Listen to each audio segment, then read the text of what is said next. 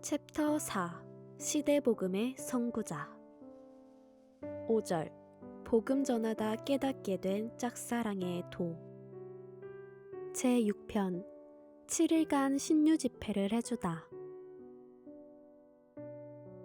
한 번은 금산에 큰 유교회가 있다고 하여 가보기로 했다. 하지만 좀처럼 시간이 안 났다.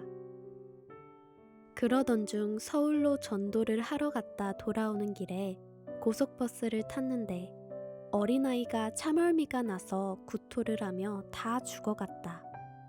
부모는 걱정하고 차에 탄 손님들은 안타까워했다. 그 아이의 부모님을 오라고 하여 아이 위해 기도해 주었더니 순간 나았다. 모두 놀랐다. 자기 아이가 낫는 것을 본 부모가 그들의 아픈 삼촌을 기억하고서 그를 나에게 소개했다. 금산에서 제일 큰 부자로 양조장을 하고 있지만 병에 걸려 자기 병을 낫게 해주는 사람이 있다면 자기 재산의 반까지도 준다고 한 적이 있다고 했다. 한번 꼭 좀 그에게 같이 가달라고 하여 나는 약속을 했다. 알고 보니 금산갑부 신사장이었다. 소개한 부부와 같이 가서 만나보니 당뇨병 환자였다. 현대의학을 다 동원했으나 안 나았다고 하며 자기 병 좀 고쳐달라고 하였다. 종교를 물으니 불교협회 회장이라고 해서 고쳐보겠으니 오늘부터 부처님을 찾지 말고 하느님을 찾으세요 했다. 21일 동안 방문하면서 기도하겠다고 기간을 말하였다. 그는 기도를 받는 기간에 절대 절에 가지 않겠다고 약속하고 또 나으면 교회를 다니겠다고 하였다. 신사장과 아침에 일찍 조깅을 하며 금산의 700의 촌까지 갔다. 굉장히 먼 거리였다. 신사장은 고급 자전거를 타고 나는 걸어갔다. 하지만 내가 수십 미터 앞서 걸어갔다. 목적지에 갔을 때 그가 딱 첫마디에 도사님 축지하셨지요? 했다. 나는 당시 축지가 무엇인지 확지가 무엇인지 몰랐다. 그때부터 그는 나를 비범인으로 취급하며 기도도 잘 받고 아주 잘 대해주었다. 결국 21일째 되던 날 병원에 가서 확인해 보니 당뇨병이 다 나았다고 하였다. 그때 신사장이 나에게 무엇을 원하나요? 뭐든 말하세요 하였다. 자기 재산을 나에게 이야기해주며 죽음을 명쾌해 주었으니 내 무엇이 아깝겠어요 하였다. 만약 돈이 생긴다면 부모님께 드리고 싶어 집에 돌아가 분위기를 살폈다. 아직도 부모님이 나를 핍박하나? 눈치를 보러 갔더니 어머니는 또 싸돌아 다니느냐? 하고 고함치며 또 유교회에 갔다 왔느냐? 하였다. 돈을 받아다 고생하시는 부모님을 도와주려고 하였지만 속이 상해 그만두기로 했다. 결국 발길을 돌렸다. 누가 나에게 돈을 주면 내가 갖다 줄 사람은 부모님밖에 없는데 내가 사장한테 돈을 받아도 이제 쓸 곳이 없으니 받을 필요도 없다고 생각했다. 그래서 6만 원만 받아서 이발하는 데 두고 썼다.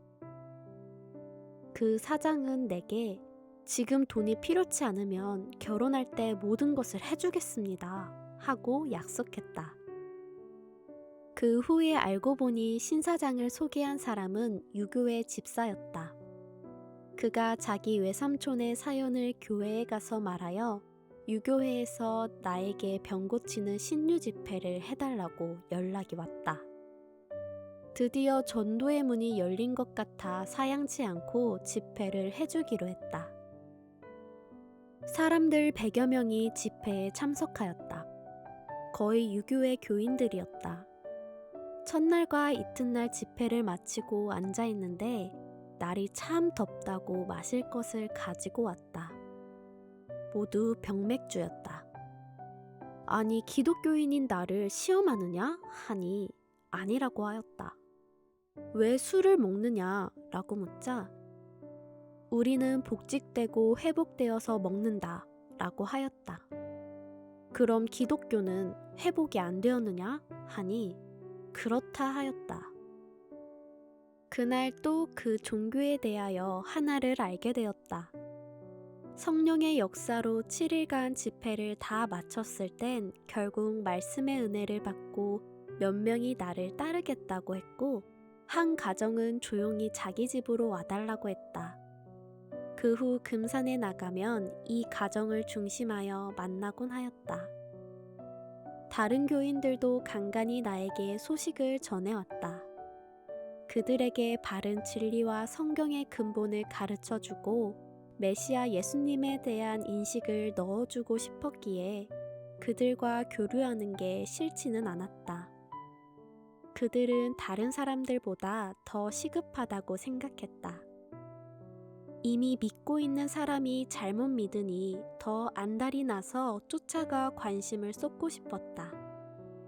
나의 전도 방향이 유교회로 많이 기울어져 그들을 전도 대상으로 삼았다.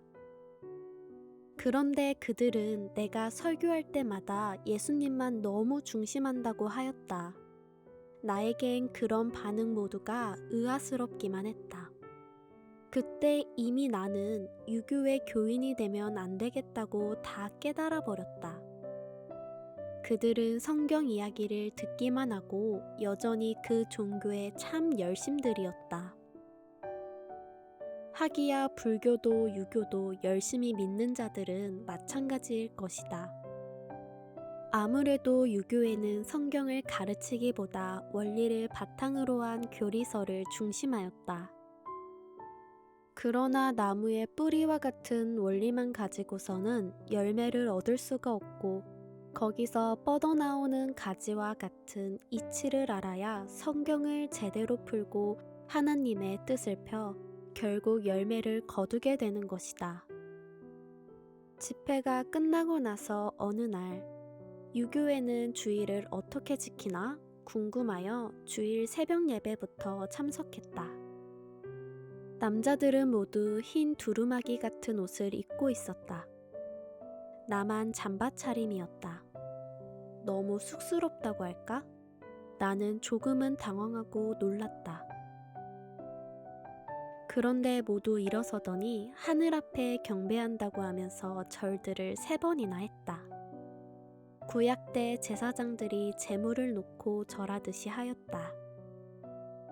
어린 주일 학생들이라고 해도 예수님만 믿으면 구약 방식을 벗어나는 것인데 이들은 예수님을 못 믿기 때문에 신약 예법을 못 지킨다는 것을 깨달았다.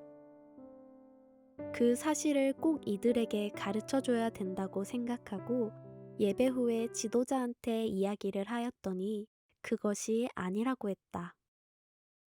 자기도 예전에 기독교에 다녔다고 하면서 이것이 맞다고 하였다. 내 말을 받아들이지 않는 모습을 보면서 그들에 대해 더 알려면 속으로 혼자 판단해도 겉으로는 따지지 말고 수긍하는 것이 지혜로운 방법이겠다고 생각했다. 그들은 S 선생이 재림주라고 가르쳐주며 강의를 하였다. 성경의 주인공은 날 때부터 역사의 때를 맞춰와서 예언을 하나하나 다 이뤄야 한다. 나는 그들에게 신약 성경을 볼 때 신랑이 오면 금식할 수 없다고 하였는데 왜 여기서는 금식을 일주일이 멀다 하고 합니까? 라고 성경적으로 근거를 대며 물으니까 재림주를 맞는 사람들이 아직 어려서 그렇다고 대답하였다. 아니, 아무리 혼인 잔치집에 신부가 어려도 신랑이 오면 밥을 먹여야 안 죽지. 굶기는 것이 도리냐. 이치에 맞지 않는 주장은 하나님이 기뻐하지 않는다 라고 말해주었다. 처음에는 모든 자들에게 복음을 다 전하고 싶어서 사방을 다니며 전해주었지만 기성교회나 신흥 종교나 할 것 없이 다 본인들의 교리에다 시대의 말씀을 적용해 이용하였다. 이에 성자께서 말씀하시기를 이러니 안 된다. 베델로도 가지 말고 길갈로도 가지 마라. 베델로 가면 허무하게 끝나고 길갈로 가면 사로잡히게 된다. 새 땅에 하자. 아예 새 시대에 하자. 하셨다. 그 말씀에 따라 1978년 섭리 역사를 펴기 시작할 때부터는 아예 젊은 2세대들을 전도하여 그들에게 시대 복음을 넣어주고 키웠다. 마음도 행실도 100% 하나님과 맞게 해야 역사가 이루어진다.